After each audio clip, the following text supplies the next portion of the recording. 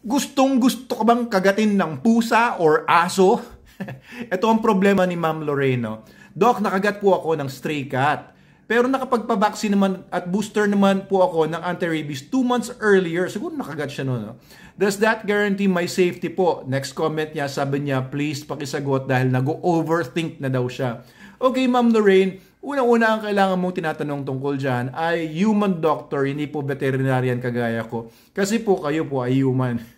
Siguro, no? Malamang, I'm just concluding, I'm just thinking na malamang human kayo. So, ito pong problema ninyo, stray cat, mas malaking problema po yan kesa kung nakakagat sa inyo ay alaga nyo naman pusa sa bahay, may anti-rabies. Ito stray cat, hindi mo alam kung saan galing yung pusa na yan, may rabies ba o wala, tapos hindi mo rin maobserbahan sa mga susunod na araw, pumunta po ulit kayo sa inyong doktor, baka kailangan nyo po ulit magpa anti-rabies na post-exposure yung ERIG. Kasi po, kung may rabies man, yung stray cat na nakakagat sa inyo, meron man kayong antibodies para panlaban doon, okay yun, no? Kasi meron na kayong anti-rabies vaccine 2 months ago. Pero baka bigyan pa kayo ng ERIG para mas lalo pang malabanan nung mga antibodies na yon ang rabies virus na maaaring pumasok sa inyo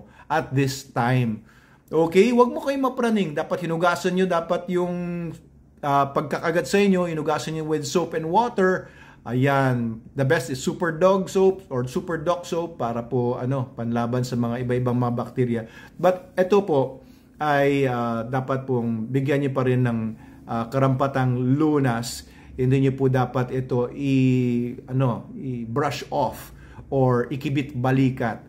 Ayan, punta na po kayo ngayon sa doctor niyo. Huwag kayong mapraning, huwag kayong mag-overthink. Just do it.